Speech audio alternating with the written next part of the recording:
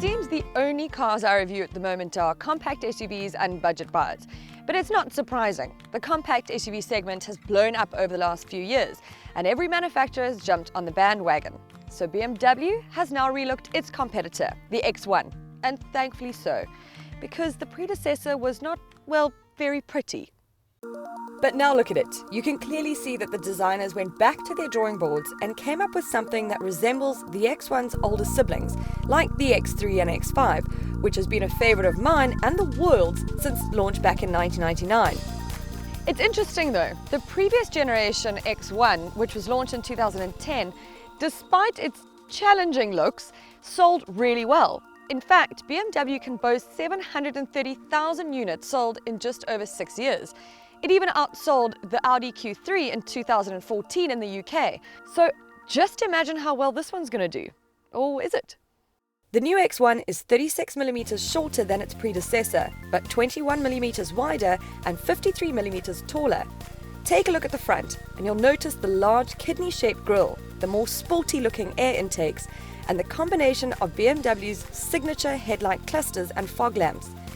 This car is far more rugged looking than the outgoing model, and thankfully so. It now looks like an SUV and not like an awkward 3 Series hand-me-down. Climb inside and you're met with the familiar BMW cockpit that is geared toward the driver's comfort. But BMW hasn't neglected the passengers. Thanks to the new dimensions that I mentioned earlier, the X1 not only provides a raised driving position, but passengers enjoy a far more spacious cabin as well. And the optional sliding rear seats means that you can enjoy even more space, leaving the X1's rivals like the Audi Q3 and Mercedes-Benz GLA looking pretty cramped. BMW's interiors tend to be a bit stock standard, a bit bland and boring, and they've been the same now for such a long time. But finally, the X1 interior is sleek, it's modern, it's just a far cry from where BMW was and to where it's going. And to ensure that this car can actually compete in its market, BMW has filled it with technology. Standard features on the new X1 include air conditioning, an audio system with USB and aux sockets, the iDrive operating system with a 6.5-inch display integrated into the instrument panel. As is typical of BMW, you can expect an array of optional packages to up the features list. Packages include the Sport line, the X line and the M Sport package. Other technologies you can now enjoy, if you are willing to pay for them of course, are BMW's head-up display, which does make driving far more safer as your eyes don't ever need to leave the road. As in the larger X models, the X1 can also be specified with the Driving Assist Plus lineup of active cruise control with stop-and-go function, lane departure warning, traffic jam assistant, collision warning and approach control warning with city braking function.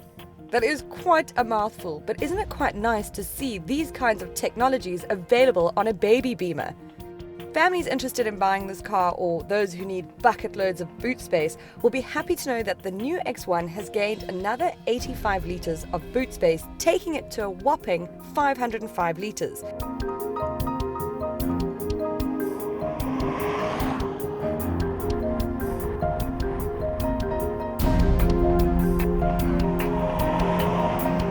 Two petrol engines and one diesel will be available, and the X-Drive 20D I'm driving is powered by a 2-litre 4-cylinder twin-power turbo engine, which produces 140 kilowatts of power and 400 newton meters of torque. It's punchy and performance is great, but its forte is open road cruising. It's mated to an 8-speed automatic transmission, which shifts smartly, and there's enough load on torque to get this somewhat heavy guy up hills with ease.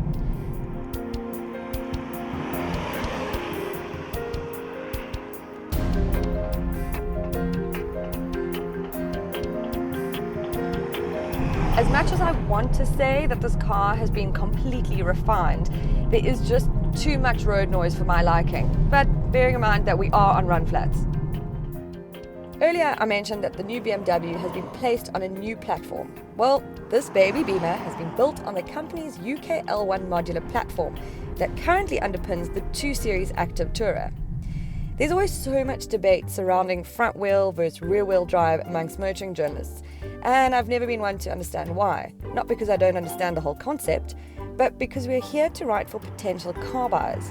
And if you look at the research, or even just ask a non-petrol head, you'll realize that most people wouldn't be able to tell the difference, nor do they care to. But anyway, it's a big deal for BMW, and so I mention it, in case you were wondering or cared to know. If you've driven a BMW, you'll know how they ride, how they handle, and so on. But it's also about your everyday experience of a car and how you feel when you sit inside. And I think BMW has done an excellent job in refining and refreshing especially the interior and design of this once rather unattractive car. The model range starts at 435,000 Rand for the S-Drive 18i and takes you up to just over 600,000 Rand. Add the options you want and you could see yourself backing away from the whopping price tag. The X1 may not have the wow factor over its X-model siblings, but it certainly has the X factor over its predecessor. Like the saying goes, everybody deserves a second chance. Whether it will sell well remains to be seen. I think it will, but a top-of-the-range X1 could get you a Land Rover Discovery Sport, which is something to think about. But either way, I think the BMW X1 has gone from zero to hero the second time around.